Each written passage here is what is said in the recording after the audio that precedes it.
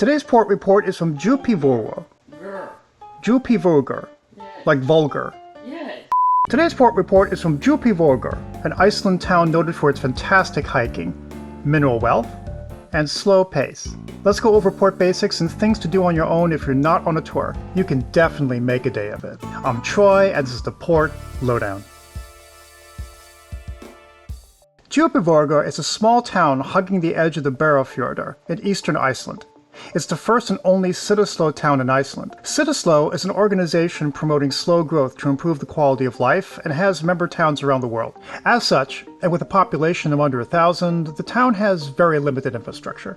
According to the information folks, no taxis, no public bus. So you have two choices. Take an organized tour where you can explore the surrounding waterfalls, glaciers, and fishing villages, which are abundant here. Or set out on your own on foot, which can be a full day if you enjoy hiking. As you might expect, this is a tender port. The 10-minute tender ride takes you to a small marina facing a lovely mural. There's a tourist info booth as you exit where they pass out maps, but there isn't the riot of brochures and options that you find at other ports of call. Tour buses meet up at the hill from the dock, where you'll find town's only souvenir shop and a local food truck with their own take on the salmon roll. No, not this salmon roll, that one. The marina is pretty much the center of town, with a hotel and a few restaurants. There's also a general grocery store here, about a 5 to 10 minute walk away. The sidewalks want you to know where the toilets are, and they're pretty great. This one, behind and below Factor Brewery, is pretty nice. It has a welcoming message, a filling donation box. It's free, by the way, but interesting how they have a special peephole to see the money, and even a scan code for some local music selections. There's another recently opened toilet building at the top of the hill, across from the gift shop and tour bus stop. Very clean and warm hand dryers. Water in Iceland is good quality, so I fill up my water bottles here. There are some small hills here, but not too drastic.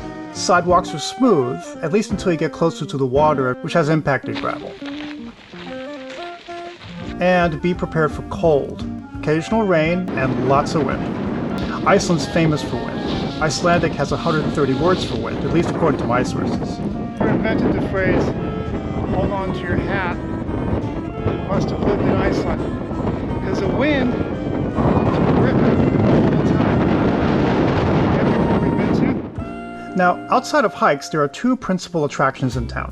First is right in front when you walk out, Langabúð, a stately red house which is the oldest commercial building in Iceland, dating back to 1790. Today it serves as a cafe and community heritage center. So even if you don't eat at the cafe, which has a pretty wide variety of items, take some time to check out the heritage center, with sculptures and craft work by Ríkharður Jonsson.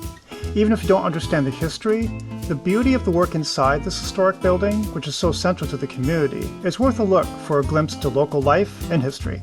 Second is a short 2 to 3 minute walk uphill to Auðunn's stone and mineral collection, a labor of love by Auðunn Baldursson, who started collecting rocks and minerals 35 years ago. He shares his geologic discoveries in this small building. Now, there are some truly beautiful specimens here. You can even buy some for yourself.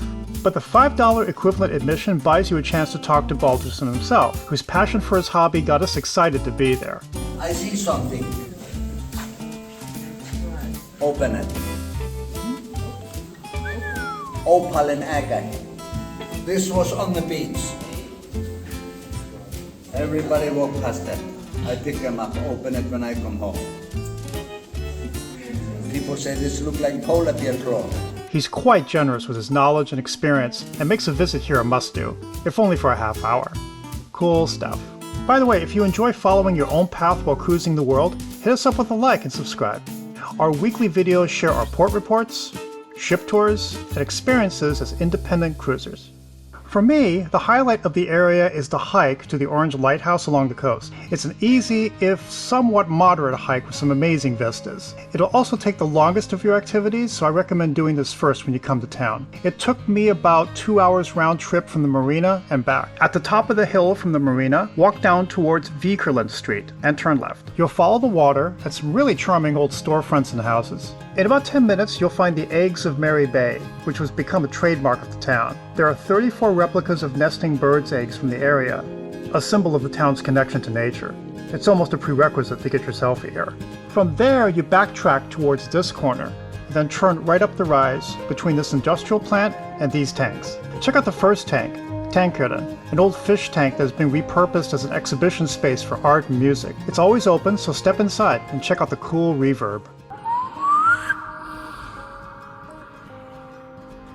Now continue up the rise and follow the path straight. It's not a long distance to the lighthouse, but here's why it takes a little longer than usual. The path is mostly flat, but it's also muddy, with thick tufts of compact long grass which can sink underneath you a bit. So it's easy to catch your ankle if you're not careful. Just take your time to negotiate it. You can also deviate from the path and wander up the low hills or even continue your walk past the lighthouse. But getting to the lighthouse is pretty cool. A beautiful little orange structure you can climb up for an awesome view.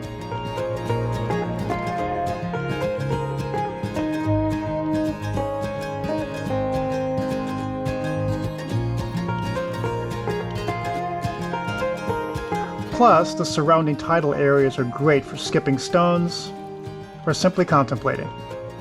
It's a peaceful and sublime space to spend some time. You want more hiking? You can take a rough path just south of the marina. Go past the park and climb up this small hill to start a trek over low, undulating hillsides. The views from the top and ahead are grand, and the path just goes on forever. The path took us back in time to a medieval quest, or at least a movie about one. Now, if you can negotiate this downhill slope,